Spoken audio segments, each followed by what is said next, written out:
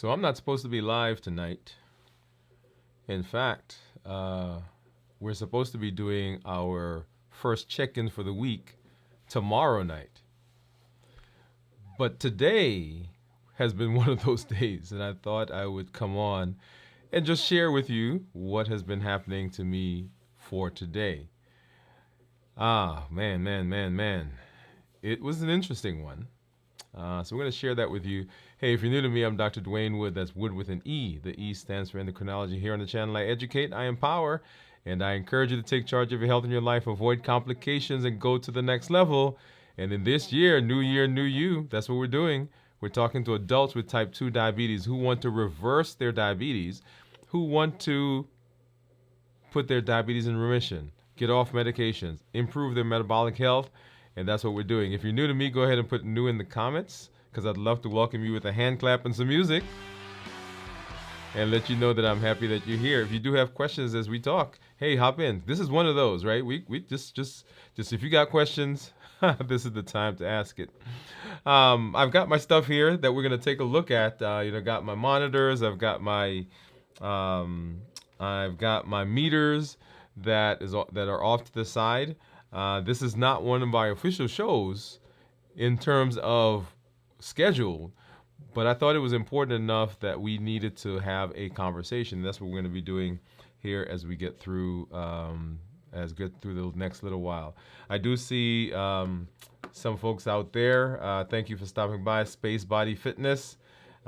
Space Body Fitness said that they're new. Hey, thank you for coming through. And looks like you're joining us from over on Twitch. So thank you for stopping by. Thank you for being here in this space. Wherever you are, wherever you're joining us from, we're happy that you decided to come on and catch us. And as I said, this is not a scheduled stream. It's not a scheduled broadcast. Very impromptu, but over the last several weeks, we've been talking about, actually for this entire season, we've been talking about the power of emotions. We've been talking about the HEAT model. We've been talking about the ability to use the COPE model and how we deal with emotions when they come. Remember, habits, emotions, access, and taste. Those are the things that drive us off of our eating plan, drive us off of our decision to do healthy things. And one of the things that I've been talking about over the last several weeks as we are moving into or closer to holiday season is this idea that we have to be able to give ourselves grace. We have to be able to give ourselves permission, if you will, to enjoy the things around us. Okay? Now, today has not been one of those giving myself permission. So let's set it up. As you know here, we've been talking about how do we reverse diabetes, what decisions we make, and how those decisions impact us. And so we do a 72-hour fast once a week. You know, you've been following us if you've been here. And this week, I decided I was going to start the fast early, which most weeks I do a 24-hour fast before I get into that 72, 24, then break it, have 12, 18 hours between, and then we get into the 72-hour fast. And this week I decided that I was going to follow that pattern. And so after our show yesterday, I mentioned that last night was going to be one of my difficult times because it's usually in the evening when I have my issues, right? During the day, not an issue. We're busy. During the day, I'm continuing going. I'm distracted. I'm drinking water, making sure I stay hydrated. And so last night after the show, got ready and got to bed. Got to bed early. As a matter of fact, I went to bed. My son was even making fun of me because he said, "Wait a minute, it's 9:30 and you're going to bed?" Yeah, I went to bed this morning, last night at 9:30. Got up this morning early, right? So got up before the alarm went off, about 5:15. Got ready, got into, did some things around the house. Got into the day, went to the office. And so I want you to listen to the process that ended me up where I was. and you saw the flyer that we showed to advertise the show, it was me. As a matter of fact, let me see, where is that flyer? Let me see if I can pull that up really quickly. But as I got into the day, um, in the very first part of the day, there was a conversation that I had that really was, it wasn't a difficult conversation, but it was an interesting conversation. You know, those conversations where it's not difficult, but it does take some emotions to get into it, and it does take some emotions out of you. And so got into the conversation and actually dealt with it, I thought, in a good way. And so didn't really think much of it, and then began getting into my day, seeing patients, making decisions. Today we had some folks come in and did some training for us. We had some technical issues with our network, so that I had to deal with that. And then got into the afternoon. We got a little behind as we went through the afternoon, but finally caught up, saw all the patients. Everything was good. And one of the other conversations came back. Okay, one of the other conversations came back that I had to deal with. And once again, a little bit more emotions taking out of me. And I want you, we'll make a point here in just a minute. And I want to, I'm looking over here because I want to actually pull that flyer up. Let's see, where is that? Because this is a perfect look at what I felt and what was going on. Okay, here it is. Yeah, here it is. So let's do that. Let's pull that up really quickly. Okay, that's it. That's me. That's me. And you guys see, look at me. I'm still in the clothes that I wore today, and I came home, and that was how I felt right there. Because on the way home, you see the stuff that's behind me, and this is not an advertisement for that particular brand.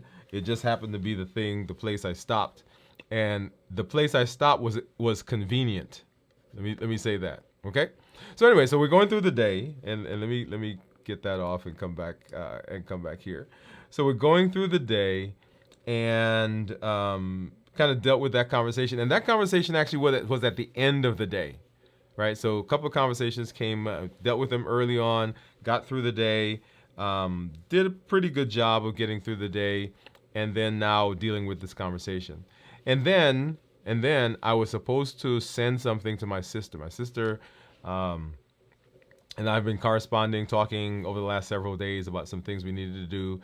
And so I was supposed to get some things into FedEx today, and send them off to her so she can get them. And I was in the office, and after dealing with the day, I stayed a little later, got some things copied, put them in an envelope, and I'm rushing off now to FedEx. And FedEx closes at 7 o'clock. FedEx closes at 7 o'clock. What time did I say? FedEx closes at 7 o'clock. So got down there, and I had enough time, I thought, to get to FedEx and get the stuff in. And when I got there, it was like 6:57. And I walked into the store, and the guy is behind the counter, and he's doing something, and I stood there, and I waited. And when he comes to me, I said, "Hey, I need to send this off." And he said, "We're closed." And I said, "What do you mean we're closed? You're closed." I said, "I'm here." He said, "Yeah, but I said, it's now 7 o'clock. He said, "Yeah, we'll close at 7. I said, "I know, but I was here before 7. And he said, "Well, sorry." He said, "Well, they don't pick it up anyway, and before tomorrow, and we're closed." I said, "Can you make an exception? I really got to get this off." And of course he says, "No." And so I took my stuff, put it back in the thing, mumbled something under my breath about customer service, got in my car, turned the car on, and I just sat there. And so now all the day and all the stuff for the entire day, including this thing, is on my mind. and I looked up, right? So getting ready to go. So looked up, and I'm getting ready to put the car in reverse to back out. And when I looked up, right next to FedEx is, that's right, Wing Zone. And my brain said to me, hey, you know what?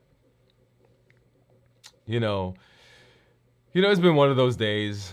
You're not supposed to fast until starting fast until tomorrow, or to tonight anyway. It's been 27, 28 hours of fasting. You've done good enough. And so I walked in and I placed an order and I sat and I ate.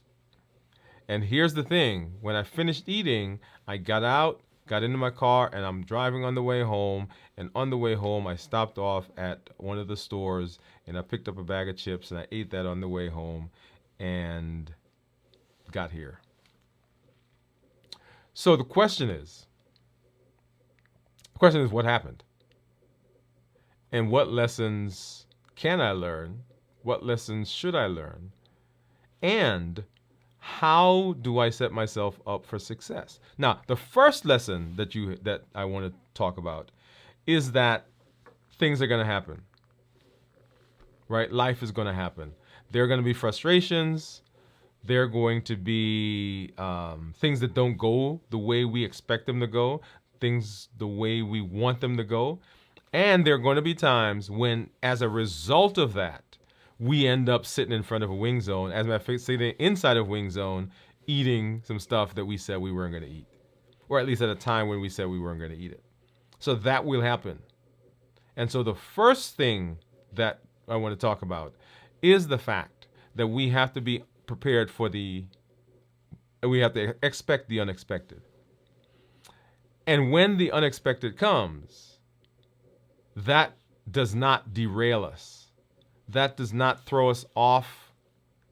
That does not cause us to spiral down into a place where we are now saying how bad we are, how weak we are. You know that conversation we have in our head? Remember the coaches, right? That cheerleader on one side, the inner coach, and the inner critic. It's so easy for the coach and the critic to begin having conversations back and forth. And the critic is very much in the position of remembering all the stuff, all the times, all the behaviors, all the errors, all the misjudgments, right? All the things that we've done. And so the critic begins talking. As soon as you take that first bite, the critic begins talking. Man, look at you. Man, you said you were going to do this. Look at it. You just let this little thing cause you to be here. So that inner critic jumps right in. Now, here's a question, or not a question, but here's a comment. I'm here talking because it's important to talk. I came home and I talked to my wife for a little while, told her what happened. But it's important in this space because we've had conversations. And often when we talk, people believe that because I'm on this side of the camera, right, that those same daily things don't happen. That those same conversations don't happen in your head. That those same behaviors are now gone. And I'm here to tell you that they're not gone. They're still there. We get better control of them. And we are able to overcome them over time. So life is going to happen, number one. Number two, it's important to talk. So I guess I got into that a little early. It's important to talk. It's important to share. And that goes back to my day. Because all of those times when the conversations were coming up, when the different issues were coming up, I never paused. I never paused to actually deal with the inner emotions that were part of those conversations. I just let one conversation go into another conversation, go into another conversation, go into another conversation. And by the end of the day, when the guy at FedEx said to me, no, we can't do it, and that was just the last thing, because I had not built up or had not taken care of the things throughout the day. Remember, we talk about the heat model, and the heat model says that habits, emotions, access, and taste. And we've talked about the emotions, right? Because if those emotions get high enough, if they get strong enough, if they become so overpowering, it is difficult in that moment to deal with the emotions. It's kind of like that roller coaster. When that roller coaster car gets to the top, it's going to be impossible to stop the roller coaster car from coming down. And it's going to crash through all of the other things that we've decided. When you're up there on the roller coaster, you can yell, jump, scream, shout, fuss, whatever it is, but the car is coming down. And so what happens often is, because we don't deal with those emotions as they are occurring, then the emotions begin building and building and building, and eventually it becomes so overpowering that the easiest thing for the brain to do is to succumb to it. Now notice, the easiest thing for the brain to do is to succumb, because the brain is in the process of protecting us, and it believes that, yeah, we're going to eat this thing, we're going to go to wing zone, we're going to deal with it, and all the things are going to go away. Right? So the other lesson I learned is, once again, reinforcing, hey, we've got to deal with things as they come. And sometimes we say, oh, we're busy and we can't deal with it. The problem is that the result of being too busy now is that it causes other issues for us later on. Now, you'll see, well, let me pull over here, and so you can see, here is my blood sugar, right? This is my blood sugar right now. And you'll see, so for most of the day, see if I can do that. For most of the day, yeah, come on. For some reason, okay. So for most of the day, my blood sugar has been, okay, there it is. For most of the day, the blood sugar has been, 90s to 100s, low 100 teens. In fact, because I had been fasting for 24 hours, if you notice there, the down close to the time right here, so 89, 86, 85, right? So right here, right, was when I showed up at FedEx, right at 7 o'clock. Let's see if I can get my finger right on it. Right, 7 o'clock. Look at it, 86, right? So blood sugar's 86. Been fasting. At that point, over almost 24 hours. And then that event happened, and so I show up at Wing Zone, and then look at the blood sugars. Right, so now we've climbed up to 134, 130, 131, all the way up there. Now, I want you to notice that those blood sugars are not horrendous. Right? So we're not talking about the result of the blood sugar. That's not what the conversation is about. The conversation is less about what happened to the blood sugar and more about the why it happened. Okay? So in this case, blood sugars are great. As a matter of fact, 116 is what it is right now. And this is after eating the wings, after eating the fries, after eating the bag of chips. But it's not a question of the blood sugar, it's a question of what's going on up here. What's going on in the mind. And so today we spent a lot of time talking to people about this very thing. And we're going to be doing our show on Monday, where we talk about the holidays and birthdays and anniversaries and all the times that we get into where we have to make decisions, and how do we navigate that. And the question that we always want to ask is the why. Not the should I eat it? Was it good for me? Did it raise my blood sugar? Because it may not have raised your blood sugar. It may not have been anything that's bad for you. But the question is, why did we eat it in the first place? Because if we can understand the why, then we have the power to adjust it later on. If we don't understand, then it's just something random that's happening. Okay? So I can remember the moment that I made the decision that I was going to eat it. Because in the car, everything is just going through my head, right? Everything is just kind of coming together, and I'm in the process of kind of piecing it together. And so here's another thought. I'm there, and I am aware of the fact that there is this swirl of things going on. And I said to myself, hey, this is a good time to begin processing the COPE model. And when that thought came to my mind, I said, okay, I'll do that in a minute, or I'll do that on the way home. Notice what happened. Right? I delayed. I'll do it in a minute. I'll do it on the way home. Once again, delaying the dealing with what happened. And so as I get ready to pull the car out, because I'm going to deal with it on the way home, I'll go through the COPE model in my head on the way home.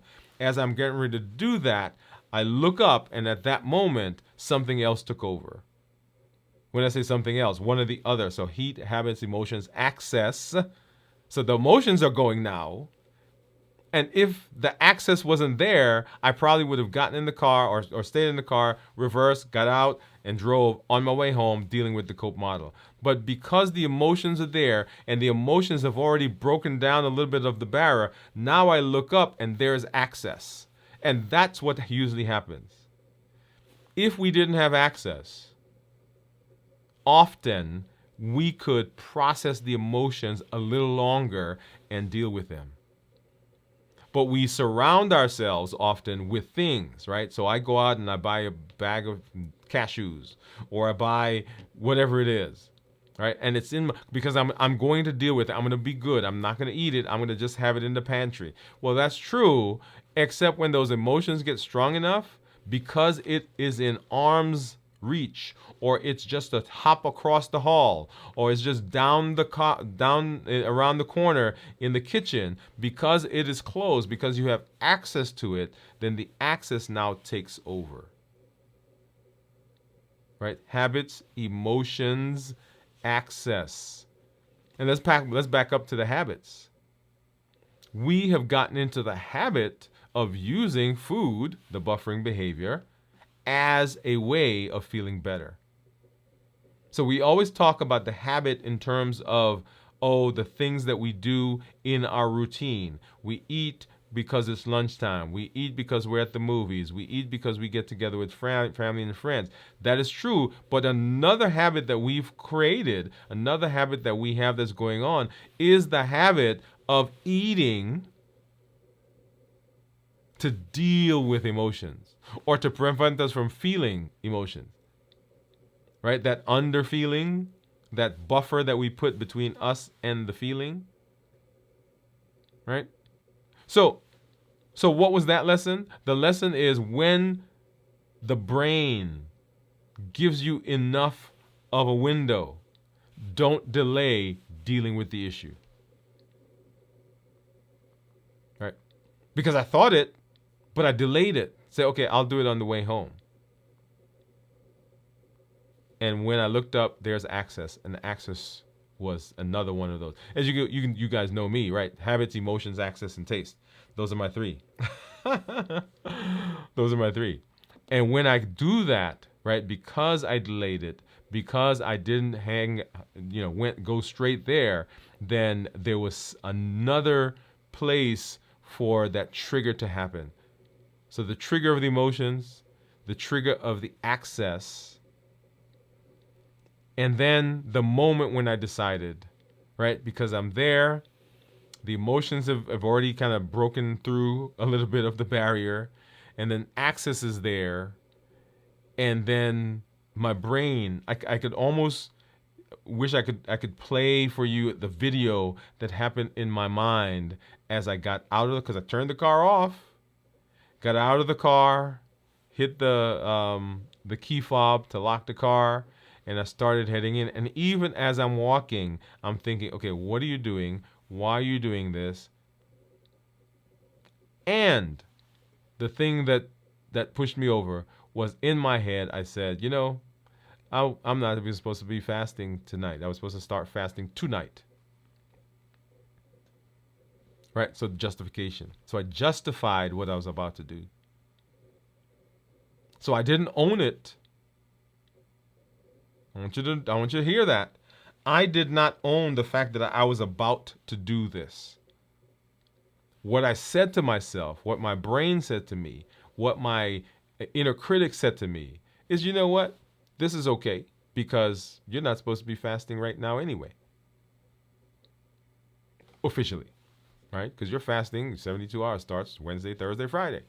You can still do that.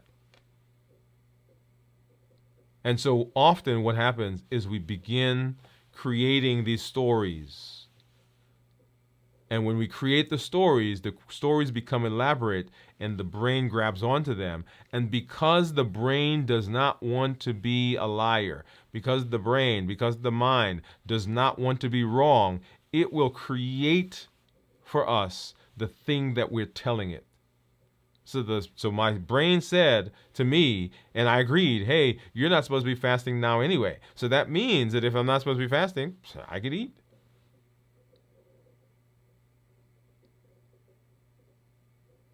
And the other thought that I want to make sure that we're dealing with is that as we're reflecting on the decision, as we're reflecting on me sitting at the table and eating, what we have is no judgment, no shame, just growth. No judgment, no shame, just growth. It's important to be compassionate, self-understanding, and to give grace and patience. I said it again. It's important that we are kind to ourselves in this process. We talked in our show, I think it was last night, I believe, that one of the points I was making is that one of the phrases I don't like, and I understand why we use it, it is probably an appropriate phrase for the science of it. But in terms of our being kind and in terms of our reaching out to people, it does not necessarily serve us well. And that is this idea of lifestyle diseases, lifestyle modification. Because often when we say lifestyle modification, what we are saying to people is that that's your problem. Go deal with it on your own. If you were stronger, if you were more moral, if you had more gumption, you'd be able to handle this. And it is not as simple as that. It is a huge part of what has to happen. But we often don't equip people to do the things that they need to do because we kind of push them off. That's why insurance companies find it difficult to pay for certain medications. Do you know a lot of insurance companies don't pay for weight management? Mm-hmm. Right, because they said it's something you can just do that at the house. So why should we pay for it? But what they fail to understand is that there's a huge hormonal component. There's a huge psychological component. There is a huge metabolic component that goes into it. And so you have someone who's essentially fighting all these battles by themselves without any help. And what ends up happening in the long run, we end up paying a whole lot more in monetary costs, dollars and cents, emotional costs, family costs, lost production cost, right? Relational costs, community costs, and we don't take into consideration all of the areas that are suffering because we refuse to deal with lifestyle diseases. We refuse to give the resources. We refuse to give the tools. We refuse to invest in people who are struggling in these areas. And so we see a lot of our communities and societies and our environment deteriorating because chronic disease takes a hold. And we end up paying billions of dollars down the road when it could have been handled here today simply with a conversation that says to somebody, hey, tell me, why did you do that? Or what's going on? How can I help?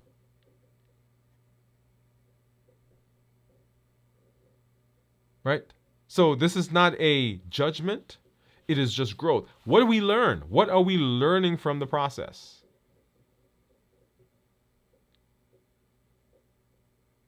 Slip-ups, slip-ups, slip-ups, slip-ups, falling off the wagon, getting off the rails, getting off the ranch. What are the other things people say? I messed up. I did what I wasn't supposed to do. All those phrases that we use. And when I talk to people in the office, in fact, when I talk to myself, I try to remove those words. Now, I get it. I understand it. I understand why we use it. And I don't intend that the conversations I have give people permission to simply do what they want to do. What I intend is that we begin using words that are empowering rather than words that devalue us and words that take our power away. When we say, I slipped, it's kind of like when my son was growing up. He would do something, and someone was asking me recently about how often we spanked him. Well, my son has a very keen understanding of when he's done something that me and his mom weren't happy with. And so you could imagine children, right? When children do something, when they understand what they've done, what are they like? A lot of times their heads are hung, their shoulders are bent, their backs are bent, shoulders are drooped. They don't look you in the eye. What's just happened? That child, right, has become afraid. They have gone into a position of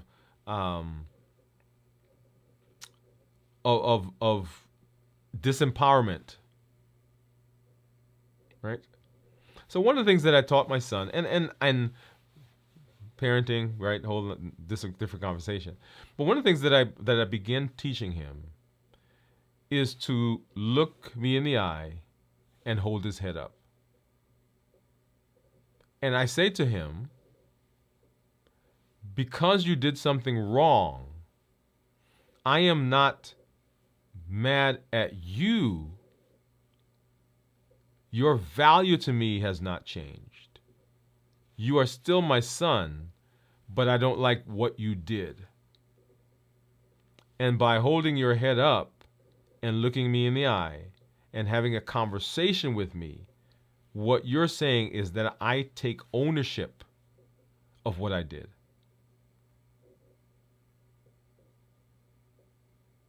And so when we use words that are empowering, we allow people to take ownership of what happened, take ownership for what they did, take ownership for the consequences of it. and also now take ownership for getting back on the plan. When we slipped, that was a mistake. When we fell off, that was an accident. Right? Right. Notice the words. And if they're accidents, if it was a mistake, if it just happened, then there is no power in me to make it unhappen. There's no power in me to get back on the wagon. There's no power in me to get back on the ranch. Because it was a slip anyway. It was out of my control. And so each of these things that happen become learning opportunities for us to now say, okay, I am taking ownership of this. I took ownership. I am having ownership of the fact that I sat there and allowed the moment to go by as my brain was trying to help me deal with the emotions. And I said, I'll deal with it in a minute. And then now I made the decision to go into the store. Okay. So recognizing emotional triggers. I knew that as I was going through the day, all these things were adding up. But quote unquote, in my head, they hadn't gotten big. They were just little things that I'm dealing with.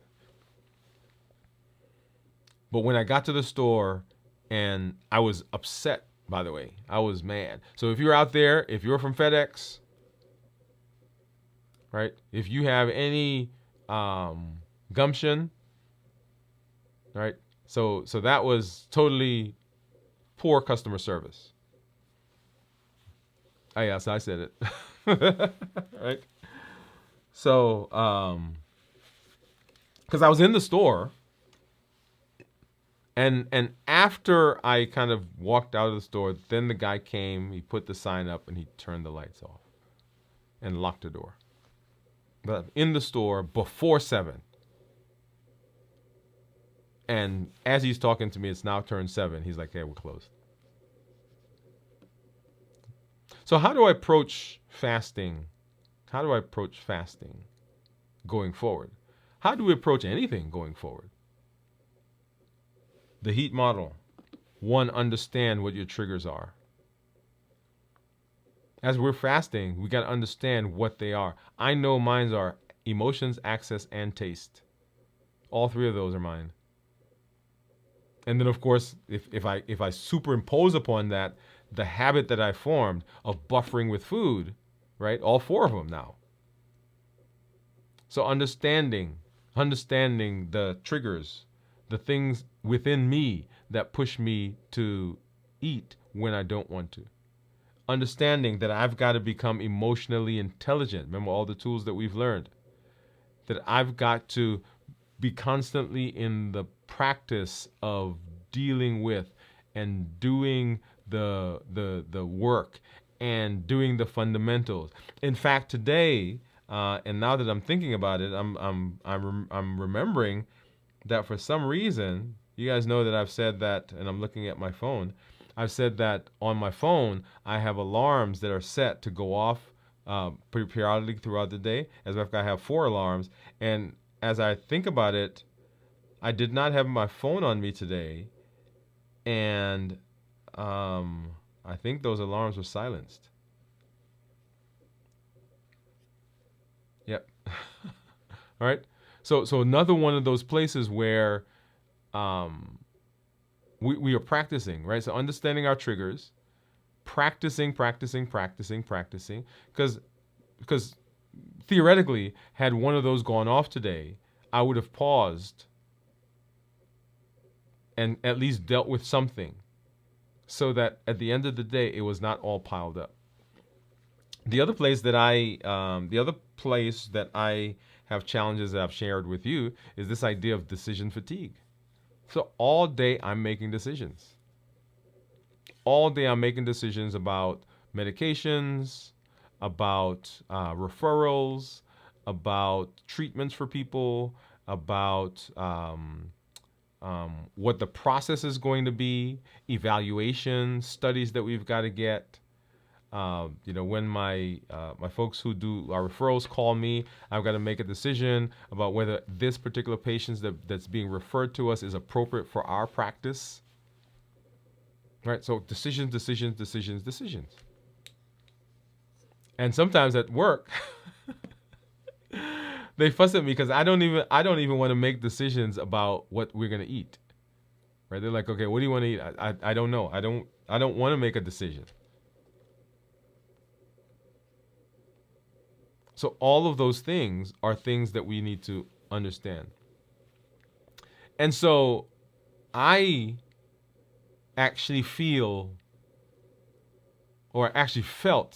at the moment when I sat and I bit into that first wing after deciding that I was going to fast, and now breaking the fast, not because I chose to break the fast deliberately, but I chose to break the fast in the moment as a buffering behavior. And I'll tell you, for that first time, I thought, oh my goodness, what did I just do? For a moment, but then, the chicken wing was so good. Oh, yeah. Oh, let's see. And I see another one of our community members out there. Hey, Jennifer, how are you? Let me pull that up. Jennifer said, howdy, doc. How are you, Jennifer? I'm just sharing breaking my fast today because of the heat model, because of those emotions that got a little sideways on me today. Thanks for coming by the way. Thanks for hanging out with us. So this is not a scheduled stream. It was just, I thought this was a good opportunity to come on so that everybody sees that the struggle is real. Struggle is real. I in the office will talk to people, and I mean, for instance, I share this kind of stuff with them, and I'll tell you the thing that surprises me the most is that there are people. I shouldn't say it surprises me. Let me back up. It's not surprising, but the thing that is interesting to me is that there are people who do not share their struggles until they hear that I struggle. And that's why you hear me talking about community so often. That's the beauty of community. That's the power of community, because community says that the people in the community are a safe space for me to be able to express where I am, what I'm doing, the struggles I'm having. And because they're a safe space, then I don't have to worry, right? So there is a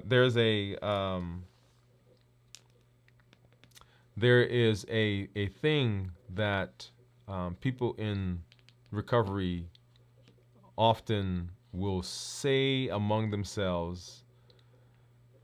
It is that I don't have to explain, right? If somebody is not in community, and whatever community it is, you could be, eating, recovery from addiction, whatever it is, there is something within that community. When you share a story or you share something that happened or something that you feel, you don't have to then go back and explain the whole series to the people who are in the community. Because as soon as you say what happened, they understand. Because they've been there. They've been in that space. Right? And so community is a space for learning, a space for growth, and mutual encouragement. That's what I love about community. It is a place where you can really be in the position of saying, okay, this is what's happening.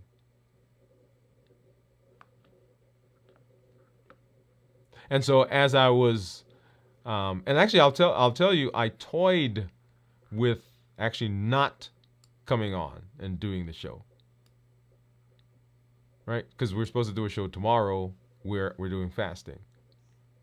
But in our community, over the last several shows that we've had people in the community saying, "Hey, I'm struggling with this. I'm struggling with that," and I want them to understand. I want you to understand that it is a struggle, but it can be overcome. And there are going to be times when it happens, when you went to Wing Zone, and you had the Ben and Jerry's ice cream. So by the way, let me tell you. So that was the other thing I told you on. So I went to the Wing Zone, right, and I sat there and I ate. And then I was on the way home, and on the way home I stopped at the store, got a bag of chips. And when I was in the store, right, and I've gone to lots of convenience places, and I've never seen Ben and Jerry's Cherry Garcia ice cream. Never. Not in the little convenience store. Like you go to major chain, you'll see it. But I went to this store tonight when I got the chips, and as I was passing by, they got the little refrigerator thing, and I looked down. Guess what I saw? I think everything was conspiring. Right? But I did not get it. I did not get it. Instead, I decided to come home and drank some water, and I hadn't eaten anything all day. And so I think I mentioned to you guys, let's see, do I have it here? I think I mentioned to you guys that I was starting to do some protein shakes. And so I decided to come home and round out the evening with a protein shake. So I got one. I don't know if you could see that. I think it says 30 grams of protein, and I think it says 3 grams of carbs. Oh, what am I doing? I could do it this way. Let's do that. Let's do this one. And of course, I didn't do blood sugars and all that kind of stuff, but there we go. 160 calories, 3 grams of carbs, blah blah blah blah, so on and so forth. So anyway, so I did that, and that sufficed for the Ben and Jerry's. Right. So I want to encourage you. To keep showing up for yourself. Every time you make a decision, every time you have a thought, even while you're eating what you said you weren't going to eat, even while you are, quote unquote, getting off the ranch, I want you to show up for yourself. Even when things don't go as you planned, show up for yourself. Show up for the community. Right? Show up for our lives. Like right now, Jennifer probably just saw us coming through and she came on. Same thing with Space Body Fitness. Saw us coming through, came on. Right? Show up for yourself, show up for the community. And I want to say that I'm grateful for the community that we have. I'm grateful for the openness that the community gives and the trust that we put in each other. Because it really takes being honest to yourself, true to yourself, to be able to then say to someone, okay, hey, I'm having an issue with this in this particular area. Okay? And so our commitment is that we continue we continue to be real.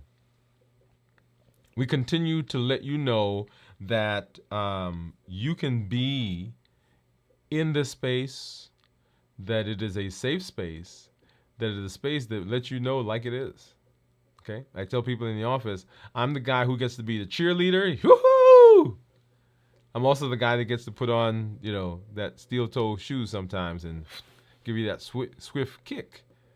Because we all need people in our community, in our area, in our circle that are going to pull us push us and help us along the way when we need some help. Okay? So those are the things that I learned. Those are the things that I learned as I went through today, that I've got to understand that things are going to happen, life is going to happen, that I've got to understand that emotions have to be dealt with, that I have to understand that there's nothing wrong with me. I've got to keep practicing. I've got to be kind to myself. I've got to show up for myself. And that I've got to own what it is that I do. Don't allow myself to convince myself that it's just happening. Mm-mm. That takes the power away from me. People say, well, if I take ownership of it, that means that it's me, that I'm the problem. No, it doesn't mean that you're the problem. It means that now you have the ability to say, I need help. And you can pinpoint where it is, because now you could learn where the issues are, because you've taken over ownership. If we don't take ownership, then it's always in somebody else's hands. It's always the other person. It's always the situation. Yeah? So make sure that you are learning every time you have someplace where you did not succeed. Make sure that you are learning everywhere where there's an opportunity to glean some information. Remember, we empower with the things that we are learning, the challenges, the places where we are putting to practice the things that we learn. We educate to change our thoughts, to change our mindset. And we encourage with the community that we are part of. And this is so important, and so much of what we want to do.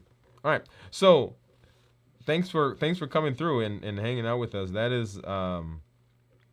really is much of what I wanted to say.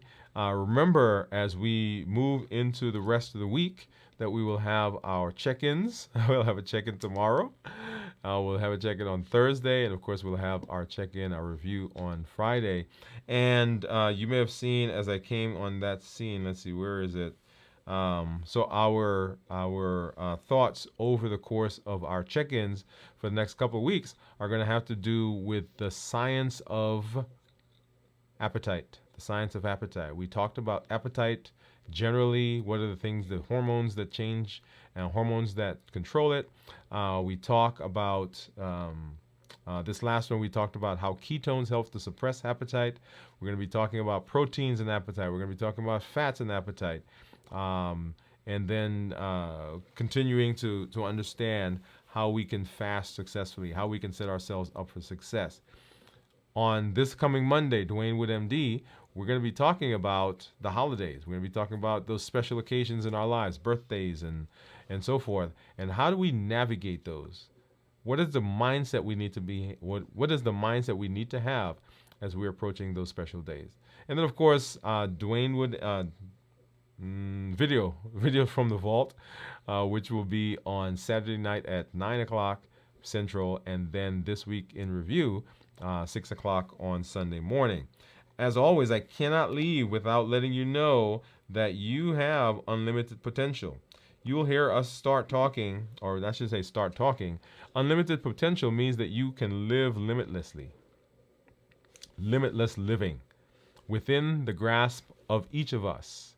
Within our hands, within our power, we have the ability to make changes in our metabolic health. And so I want to make sure that you are understanding that you take advantage of that. And that goes along with that personal responsibility that we take. I want you to understand also the HEAT model, because these are the things that push us to eat and do the things that we don't want to do, push us off of our habits, and not habits, off of our behavior. Okay? When we're eating, we want to make sure that we are eating balanced bites. Remember, we're fueling our bodies with balanced bites. These are the foods that we want to construct our diet out of. Whole foods, minimize the processing, no sugar added, lean protein, healthy fats, starch and non-starchy vegetables, tasty, flavorful, and portion control, right? The right sizes. We're fueling our bodies with balanced bites. And here we educate, we empower, and we encourage. That is the triple E formula for success. We educate with the shows, the podcasts, the blogs. We educate with all the resources that we have available. We empower with the tools that we're learning. We empower with all the things that you are putting into practice, the challenges that we do on a monthly basis. And of course, we encourage with this amazing community that you are finding, that you've joined, that you are becoming a part of, that you are helping to grow. And speaking about community, I do see one of our community members out there, Juyon. Hey, Juyon says, hey, doctor. Hey, Juyon, thanks for coming through.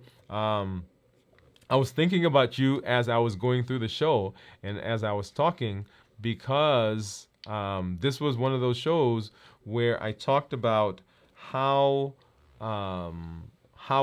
we get off the fast when we don't want to, right? So I broke my fast. There were some emotional things going on.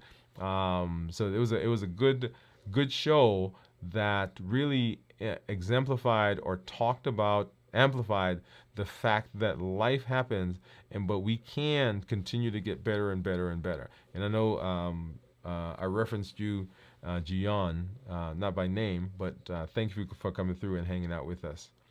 Now, having said that, hey, I'm always excited when I'm here with you. Whatever platform you are joining us from, this is Dr. Dwain Woode. That's Wood with an E. The E stands for endocrinology. Here on the channel, I educate, I empower, and I encourage you to take charge of your health and your life, avoid complications, and go to the next level. And in this year, new you. Good night, everybody. We'll see you at our show coming up tomorrow as we do our check-in. Bye-bye. Good night, everybody.